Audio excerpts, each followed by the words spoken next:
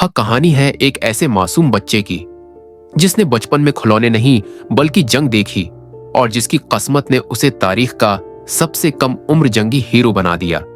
Film का आगाज हमें 1940 में ले जाता है, जब दूसरी जंग अजीम अपने उरूज पर थी। एक सरसब्ज मगर खामोश देही इलाका दिखाया जाता है। 6 साला सरोजा एक दरख्त के तने से लटका हुआ फितरत को गौर से देख रहा होता है। इसकी मां दरिया के किनारे कपड़े धो रही होती है, जबकि उसका बड़ा भाई पीटिया रात के खाने के लिए मछली पकड़ने में मसरूफ होता है। माहौल में सुकून होता है, लेकिन यह सुकून ज्यादा देर कायम नहीं रहता। अचानक आसमान में एक जंगी तैयारा नमूदार होता है और गोलीबारी शुरू हो जाती है।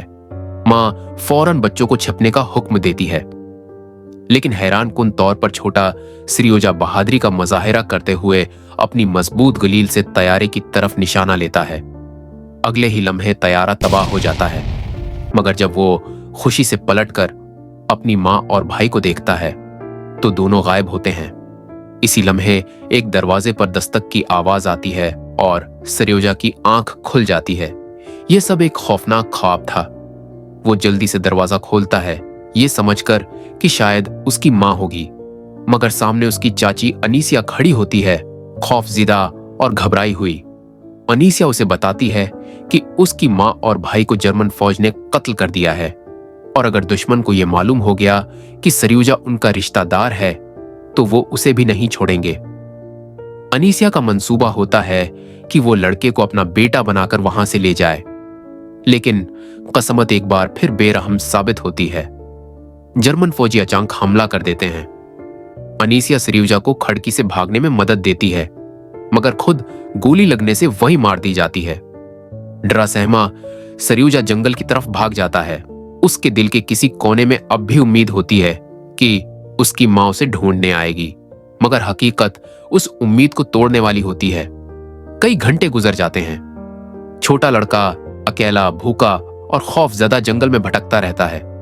दरिया के किनारे पानी पीते वक्त उसे कुछ फौजियों की आवाजें सुनाई देती हैं। डर के मारे वो एक बड़े दरख्त की जड़ों के बीच छिप जाता है। वहां एक खौफनाक लम्हा उस वक्त आता है जब एक सानिप उसके बिल्कुल करीब आ जाता है। सरोजा कांप जाता है, मगर वो हिलता नहीं, क्योंकि वो जानता है कि जरा सी आवाज उसकी मौत का सबब बन सकती है। फौजी आग जलाकर आराम करते हैं, खाना खाते हैं और फिर वहां से चले जाते हैं। सरोजा सानप से बच निकलता है और फौजियों के छोड़े हुए खाली डब्बों में से एक उठाता है, इस उम्मीद में कि शायद कुछ खाने को मिल जाए। कुछ दिन उसी तरह गुजर जाते हैं।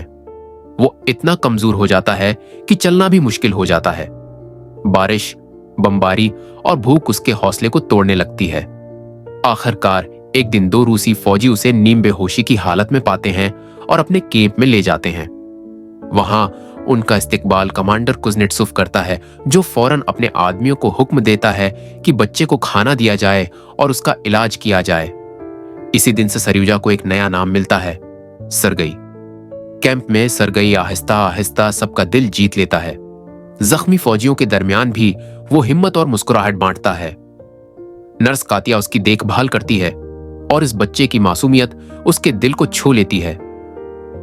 अगरचा वो कमजोर होता है, मगर इसकी आंखों में एक अजीब सा जोश और फौजी बनने का ख्वाब साफ नजर आता है। यहां से सरगई की जिंदगी एक नया मोड़ लेने वाली होती है। एक ऐसा मोड़ जो उसे सिर्फ एक यतीम बच्चे से एक जंगी निशान बनने की तरफ ले जाएगा। सरगई कैंप में आते ही सबकी तौजा का मरकज बन जाता है। अगरचा वो कमजोर और जख्मी होता है, लेकिन उसकी आंखों में एक अजीब सी चमक और जिंदा रहने का जुनून साफ नजर आता है।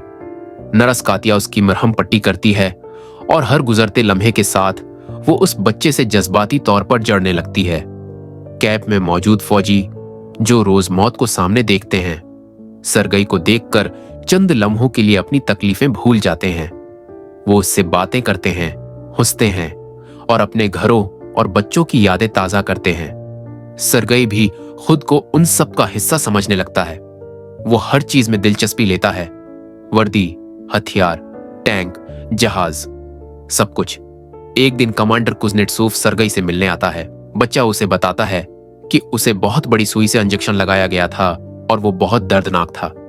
वो मासूमियत से कहता है कि वो भाग जाना चाहता था, लेकिन फिर उसने हिम्मत करके वहीं रखने का फैसला किया। ये सुनकर कमांडर के दिल में उस बच्चे के लिए एहतराम और हमदर्दी मजीद बढ़ जाती है।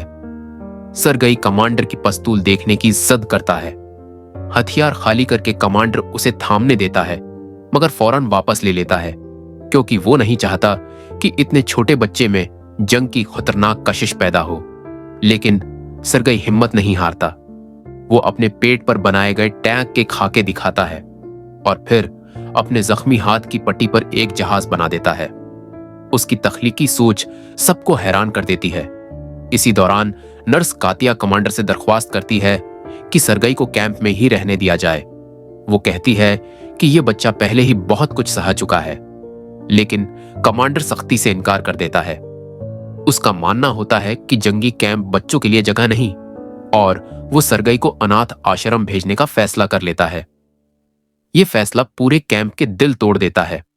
फौजी कमांडर को समझाने की कोशिश करते हैं कि सरगई उनके लिए उम्मीद की इलामत है, एक वजह जिसके लिए वो लड़ रहे हैं। लेकिन कमांडर कहता है कि जज्बात एक तरफ, बच्चे का मुस्तकबल ज्यादा अहम है। रात के वक्त कातिया अपनी साथी नर्स से बात करते हुए रोती है। वो मान लेती है कि सरगई को देखने के बाद उसके अंदर मां बनने का जज्बा जाग उठा है। उसे सबसे ज्यादा खौफ उस बात का होता है कि अगर सरगई चला गया तो शायद वो उसे दोबारा कभी न देख पाए। अगले दिन लड़ाई के दौरान कैंप पर शदीद हमला होता है। कमांडर खुद मैदान जंग में जख्मियों की मदद करने जाता है, जबकि सरगई को महफूज जगह पर ले जाने का हुक्म दिया जाता है। मगर यह बच्चा हुक्म मानने वाला नहीं होता। वो इन्फर्मरी में जख्मी फौजियों को पानी देता है, उनके लिए दौड़ता है और हर मुमकिन मदद करता है। एक जख्मी सिपाही जिसकी आंखों पर पट्टी बंधी होती है, सरगई से कहता है कि वो घर से आया हुआ खत पढ़कर सुनाए। सरगई पढ़ नहीं सकता, लेकिन वो झूठ मूठ की खुशखबरियां सुनाकर इस सिपाही के दिल को तसल्ली देता है। फिर वो सबको गाना सुनाने की पेशकश करता है ताकि बमबारी के शोर में खौफ कम हो सके। इस लम्हे एक मासूम बच्चा जख्मी सिपाहियों के लिए उम्मीद बन जाता है। जब हालात कुछ बेहतर होते हैं तो अनाथ आश्रम का डायरेक्टर कैंप आ जाता है। सब लोग सरगई को अलविदा कहने लगते हैं। कातिया आंसू छिपाते हुए वहां से चली जाती है। कमांडर सरगई को अपने पास बैठाता है और उसे समझाने की कोशिश करता है, मगर बच्चा अचानक रोने लगता है और उसे गले लगा लेता है। सरगई कहता है कि वो डर रहा था कि शायद कमांडर उसे दोबारा कभी न देखे। इसी लम्हे कमांडर का दिल टूट जाता है। साल 1943 में सरगई को दूसरी जंगी अजीम का सबसे कम उम्र सिपाही होने का एजाज दिया जाता है। उसे बहादुरी पर मेडल दिया जाता है और वो तारीख में हमेशा के लिए अमर हो जाता है।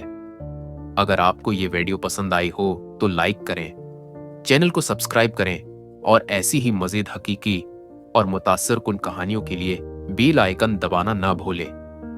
Thanks for watching.